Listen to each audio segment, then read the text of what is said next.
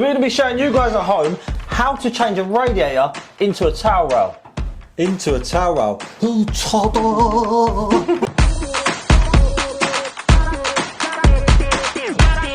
So the first thing you're going to want to do is shut these valves off. If you've got a thermostat on it, shut the thermostat. So we're going to shut these. We haven't got a thermostat. Make sure you've got a big pencil. So you're going to want something like these or a little adjustable. And we're just going to carefully turn these clockwise until they're all the way down. Don't go mental with these because you can snap them. So be careful. How'd you know that, Phil? I've snapped one.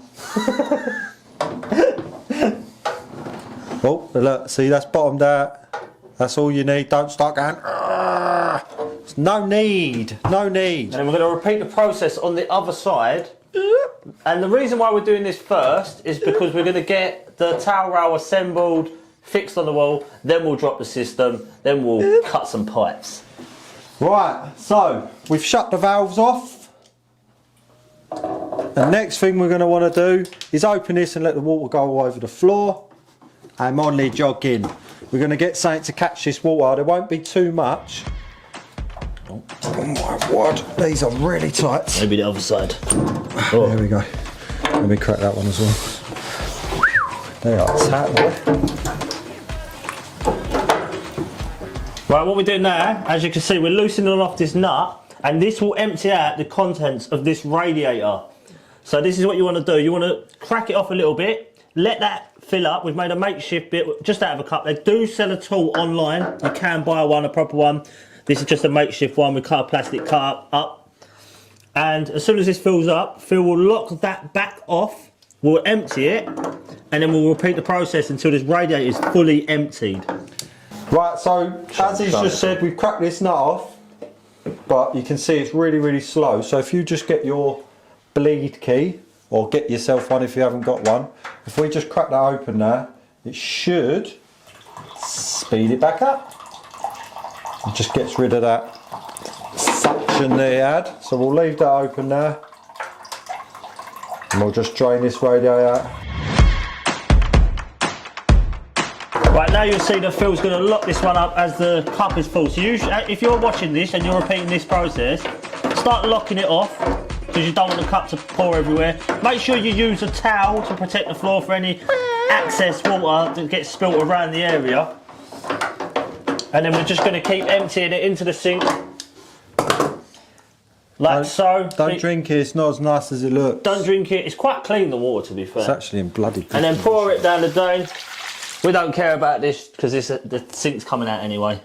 Right, so now that we've drained the water out, so both sides are disconnected, we've got no water coming out anymore. So we're just going to lift the rad up and you pull it away. And we should be empty. We're just going to tip it in this bath just to make sure, last little bit. And we won't clean that because there's no point. We love washing in black water. So, time to get rid of this and then we'll move on. Right, so as we've took this off, we've realised that this valve won't stop leaking. So, and it happens. So, this is another tip for you. This is the solution if you, just where you've got the radiator. If you grab one of these, I think are they ½ inch? 3/4 inch, I think they are. Cool. 3/4 of an inch, badly. 3/4 of an inch feels right. It says on there.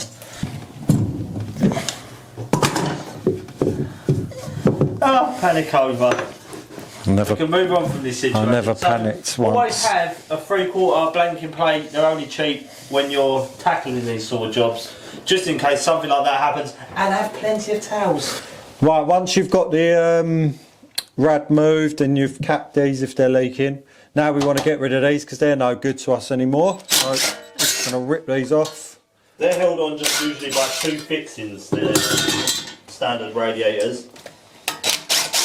Oh, that one's not doing a lot, is it? Very good, very nice.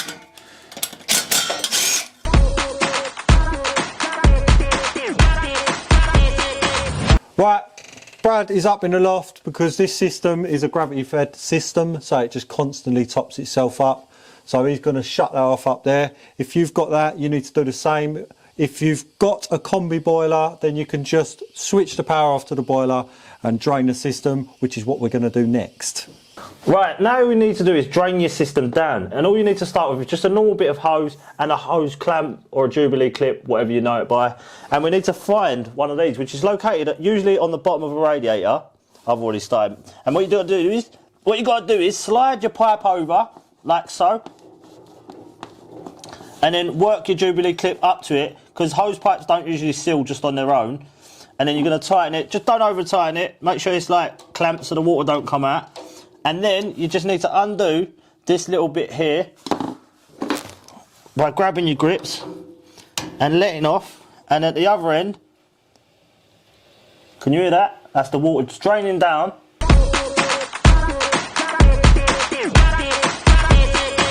Right, now it's time to install your towel rail. So you should have something like this. This one's been supplied by heatandplug.com.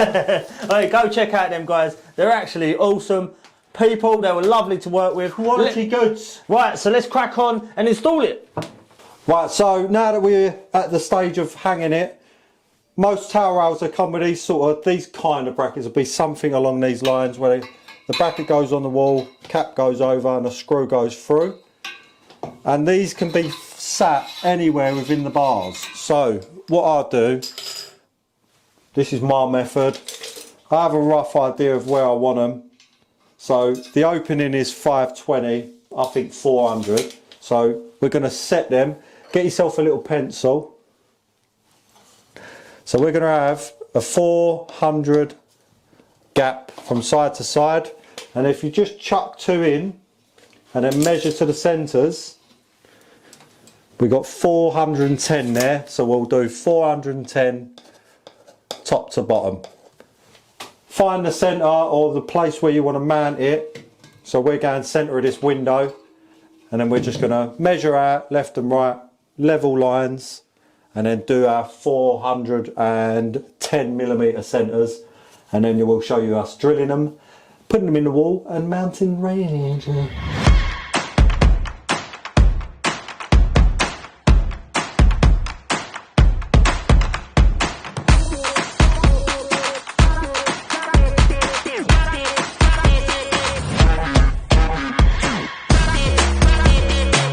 So you have marked out your centres for your screws, for your mounts, for your fixings.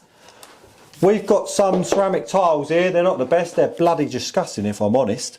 So you can either go and get yourself a dedicated bit to cut through, or you can use a masonry bit in your combi drill, turn the hammer function off, and then we just slowly go to town on the ceramic tiles, and it should cut through these.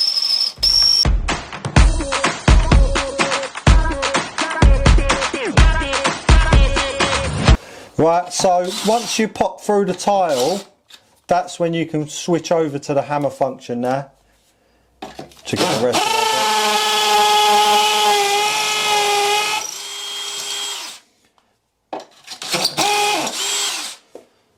it. And that is how that is done with a normal drill bit.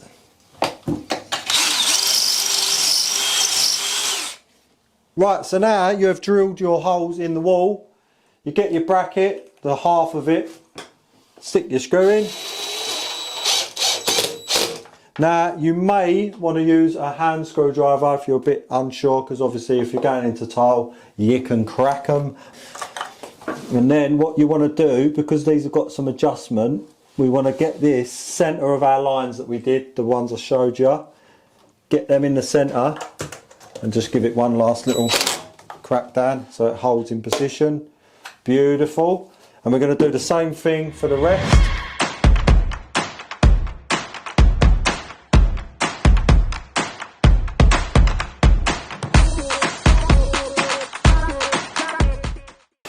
And then it's simply a case of mounting our brackets on our rad. But what we're doing, we're going to leave them, let's use an electrical screwdriver, why not? Just going to leave them slightly loose so we can adjust them if we need to. Like that. So once you've got your brackets on and we've got our fixings onto the rad, you'll notice the little grub screw hole in the bottom there. Make sure you mount these to the bottom on all of them, so that lines with this slot here.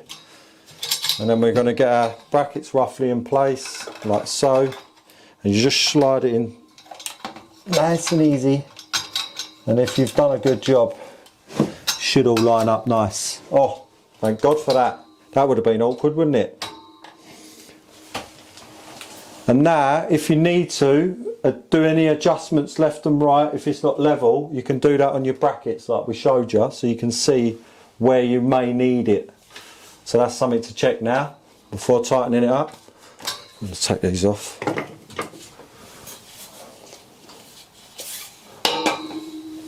So once you've adjusted all your brackets, so any little imperfections that's happened while you've been drilling, get it level. So as you can see, we've got the magic bleach. Tighten your brackets up. And then there's little caps that go over these. Get those on. So on the back, remember those slots, you'll have those little grub screws. We're not going to put those in yet because we've got to rely on the pipe work. But also you may want to get your bleed valve put in. They normally come with the rads. We're not got any PTFE or anything like that on this because it's got a rubber seal. We're just going to wind it in. Don't go mad because you don't need to. Just get it fairly tight. Tight enough.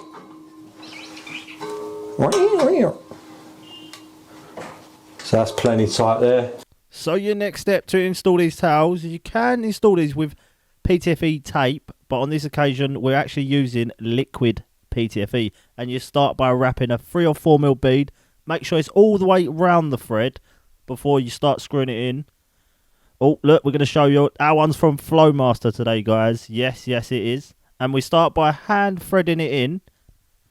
And you need to use a radiator key when threading this in. And you need to make sure it's all the way in until you can't see no more threads. And let it cure for a couple hours.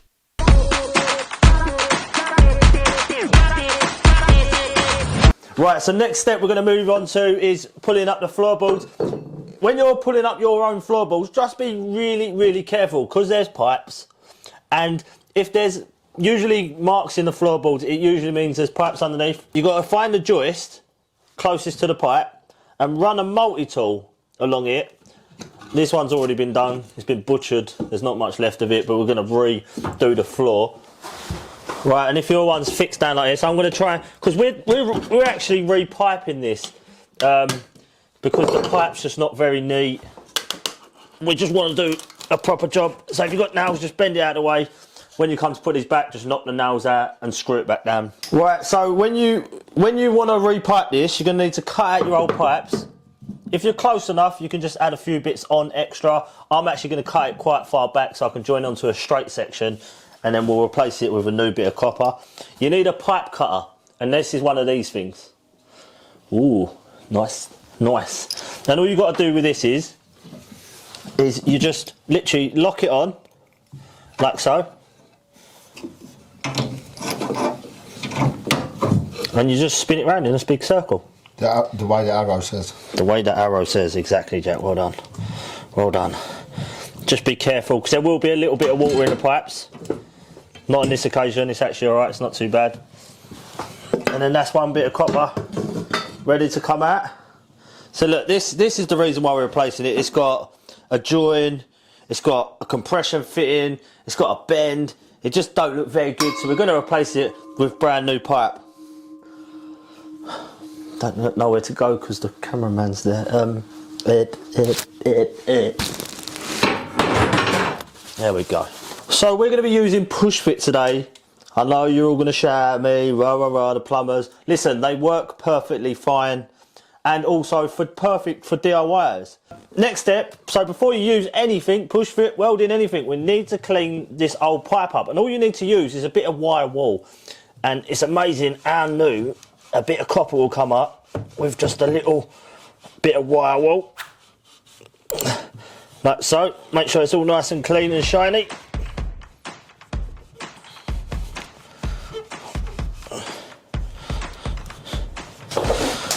See that? All nice and clean. And how you use a push fit. So, you need to open it up one side, just like so.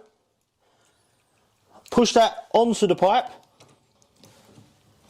Make sure it's all the way on, make sure you give it a nice push all the way, and then you lock it back off, making sure that it's fully closed.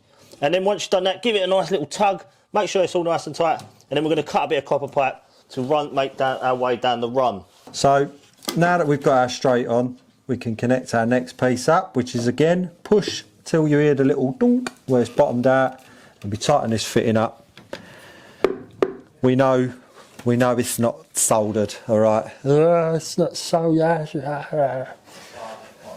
If you're a DIYer, don't worry, these are designed for copper and plastic, and they've got a 50-year lifespan. Same as copper, believe it or not. Right, now it's time to plumb your towel roll in, and what you've got to do is you've got to dry fit everything first, make sure you can fit it in and work a way out what's best for you guys. For example, if you put this in like this, and I can't physically get it underneath, so you have to use whatever way method is best on your occasion. On my occasion, I have to undo this, place this on, don't do nothing up first, and then I can roll that bit on there like that. Let's just do that little nut up. And that way, if you look here, I've got movement now, so we've got movement, so there's space to push it on, like so. So with a speed fit, you just make sure you take in consideration how deep. So you think, oh, I'm going to measure the pipe, and then you put it up to it, and then you measure it, and you've not took into consideration the bit where it goes all the way down. So let me get a pencil. So a top tip is to push it in, pencil the pipe, and then look, that's how deep it needs to sit inside a push fit. So when you're measuring these, just make sure you take the depth in consideration, and also when you're going up into your compression fitting, that you take in the depth for that as well. So just make sure, keep all that stuff in mind. Now it's time to tighten everything up. Now I'm happy where everything goes. Right now guys, it's time to plumb your TRV valve in. And I'm going to start by doing something that people are a bit up and down with. I like to put a bit of PTFE tape on this compression. And what I mean by compression is this fitting with a little copper olive in. And what I like to do is just put a bit of PTFE around this bit. The reason why is it just gives it a little bit of extra protection. I know there's going to be loads of plumbers shouting at the screen saying, you don't need it. You're right, you might not need it, but it don't hurt to do it. And when you're using PTFE, make sure you do it up the way the threads go in, otherwise it will undo on itself. Do it 3 or 4 times, peel that off, and then we're going to grab the nut, put that back on there, like so. Wind it on loosely, we're not doing it up, so we can still get the pipe in. And then we're going to get our pipe, slide it in, and then we're going to put this back in this. Obviously you're going to be working on your workout, and then we're going to put that back under there like so, and we're going to do up that nut. These nuts have rubber gaskets in these particular towel ends, so they don't need no PTFE because they're actually awesome sealing. So when you're getting your towel roll, if you ain't got them towel ends, try and get a set with the rubber in the end because they actually work a treat. And now we're going to tighten this up, and we're going to start by tightening that top nut because that will hold it steady for a bit when we do up the compression fitting at the bottom. So we're going to do this up like so. Don't over tighten them because you will damage the threads. So that's locked in place, and now we're going to move on to doing this bad boy up down here, the compression fitting. So with this, you've got to grab hold of your TRV valve, hold it still, and then you're going to lock it, start tightening it up. With these copper olives, you can't over tighten them.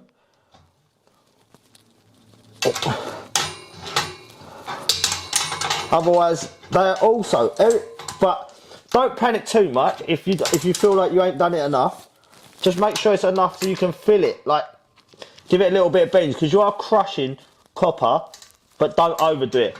And what you can do is, once you pressurize your system, if it does weep a little bit, there's still some more to nut it back up. So don't worry about it. If you don't feel like you've done it enough, just don't overdo it, because then you can't reverse the process. Top tip. Right, so now we've repeated the process on the other side, exactly the same way as this side, and hopefully you've got a towel rail in situ, just like I have. And now we have to go top up the water system. Depending on what system you got, I've got a gravity fed system, so I'm going to go drop the ball cock and water's going to come falling down. If you've got a combi system, go back to the boiler, top up the pressure. But when you've got a combi boiler, it's pressurised. So start off with about 0.5 bar. Don't let too much go in. Come back, check to see if you've got any leaks. If you're good, go back, put some more pressure in, come back. Just make sure you've got a couple towels on hand to see if there's any little weeps or seeps that you can tighten. If there is, try and give them another little tighten up, but we're going to check that in a bit. Right, now that Brad's shown you how to top your boiler up and fill your pipes and all that business, the next step is to go around and bleed all of your radiators. So get all the air out, and if you've got a pressurised system, a combi boiler, once you've bled all the air out and you've got no more air, you need to top it up again, because the pressure will drop to about 1.5 bar normally, but check your own specs because all boilers are slightly different. And then once you've done all of that, you should have a nice hot radiator. Careful, Phil. And what's next, Brad? Right, so the next step is just to make sure there's absolutely no leaks, you're happy with what you've done, and now it's time to put your floorboards back. Subscribe. Peace.